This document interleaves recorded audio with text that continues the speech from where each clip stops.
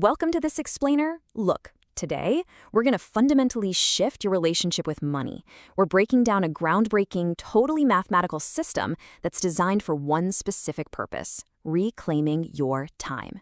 Let's get right into it. Okay, so I want to start with a question that honestly might make you just a little uncomfortable. Do you actually know how much your job costs you? Because the truth is that standard paycheck of yours, it's hiding a massive secret about your life energy. Think of your life as a giant grid of squares, right? And each square is a week. If you're 30 years old right now, and let's say you live to be 80, you'd think you have plenty of time. But once you subtract the weeks you've already lived, your future sleep, and all those mundane chores like cooking and commuting, you're left with a shockingly small number: 1,187. That is literally the actual number of completely free weeks you have left to live. It kind of hits hard, doesn't it? And the math actually gets way more alarming when you calculate your real hourly wage. Sure, on paper, a $30 an hour job working 40 hours a week looks fantastic, but reality math is a whole different beast. When you actually factor in your commute, your recovery time, the specific clothes you have to buy for work, and the money you spend just to decompress from work stress, that job is actually draining 60 hours of your week. So when you crunch the real numbers, it's paying you closer to $10 an hour. Wild, right? Which brings us to an absolutely crucial concept: life energy. You see, money isn't just paper or digital digits on a banking app. It is, quite literally, your life energy. Every single time you work, you're making an irreversible trade of your finite existence for currency. And once you spend that time, there's absolutely no getting it back. Abstract dollars are just way too easy to spend, so time becomes the ultimate reality check. If your real hourly wage is only $10, well, that $20 t-shirt isn't just a $20 bill anymore. It's 2 full hours of your life. And that $400 leather jacket, that is stealing 40 hours of your life that you will never, ever get back. Suddenly, spending starts to sting a little bit, but in a good way. Section 1. The myth of more, and why earning more won't save you. Naturally, your first instinct here is probably, well, I just need to earn more money. But researchers actually went and asked people across all different income levels how much money would make them happy. And the answer was universally the exact same: about 50% more than I have now. It doesn't matter if someone makes $50,000 or $200,000 a year. Everyone firmly believes they just need 50% more to finally be happy. It just proves the target literally never stops moving. And this step-by-step fulfillment curve shows us exactly why that happens. Look, spending genuinely does increase your happiness as you move from mere survival up to comfort, all the way to a peak of having enough. But going beyond that peak, it actually decreases your happiness. You just start adding clutter, expensive maintenance, and endless stress to your plate. Enough is a fixed point of peace. Anything past it is just a moving target that traps you. Section 2. The system. Awareness over budgets. So how do we actually reach that point of enough?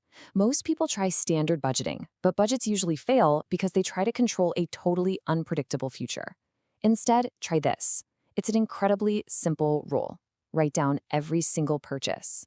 Now, I know it sounds way too simple to work, but just the act of observing your money, tracking every coffee, every takeout meal, every sneaky little app subscription, it naturally drops your spending by up to 25%. No strict budgeting, no forceful financial dieting required. Just seeing the numbers makes you acutely aware. Now, to really supercharge this tracking, you've got to filter every single purchase through 3 specific questions at the end of the month. Question 1. Did I actually get fulfillment in proportion to the life energy I spent? Like, you have to take a hard, honest look at whether that wildly expensive dinner was truly worth the literal hours of your life it cost to pay for it. The second question really forces you to look in the mirror.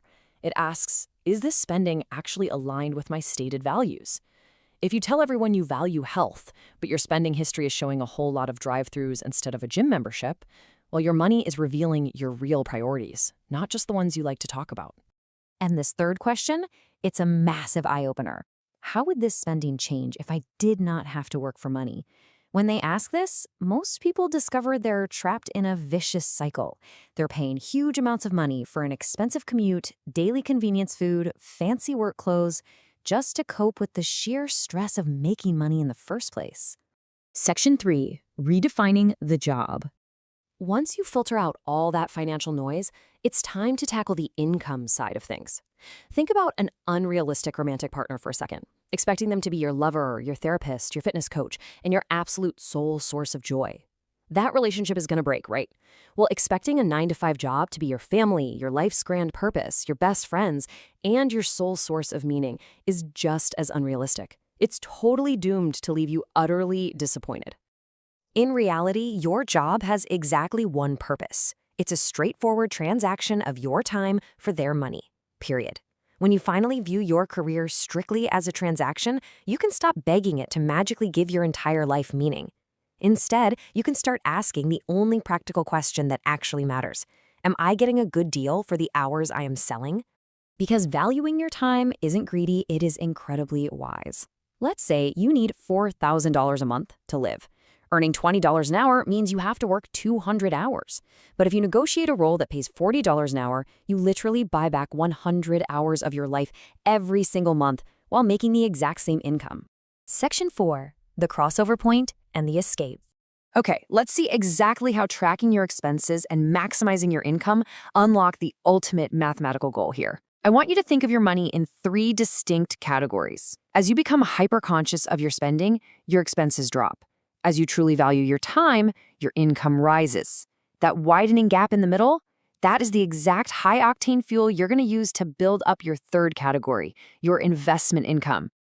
And the real magic happens at what we call the crossover point.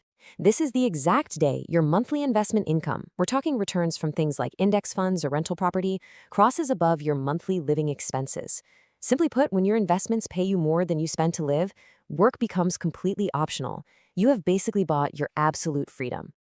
Now check out this incredible double-duty math. To find your specific freedom number, you just multiply your annual expenses by 25.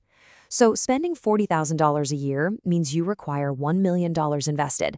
But if you optimize your life and only spend $20,000 a year, you only need $500,000. This brilliantly illustrates exactly why cutting expenses isn't about miserable deprivation. Saving just $83 a month, which is roughly $1,000 a year, works twice as hard for you. It permanently pulls your required investment finish line $25,000 closer. You're not just pinching pennies here, you are magnetically pulling the finish line straight towards you. By following these exact steps we've mapped out in this explainer, calculating your real wage, tracking your daily spending, applying that ruthless 3-question filter, negotiating your hourly rate, and then aggressively investing the gap, you completely change the game. You're no longer trying to win some imaginary, stressful competition with your neighbors by just buying more stuff. You are actively buying back your life energy. Because, listen, the true goal here isn't to be the richest person in the graveyard, only to look back and wonder where your life actually went. So I'm going to leave you with this final provocative thought. When you finally reach that crossover point and you hit your perfect personalized level of enough, how will you choose to spend your beautifully reclaimed Monday mornings?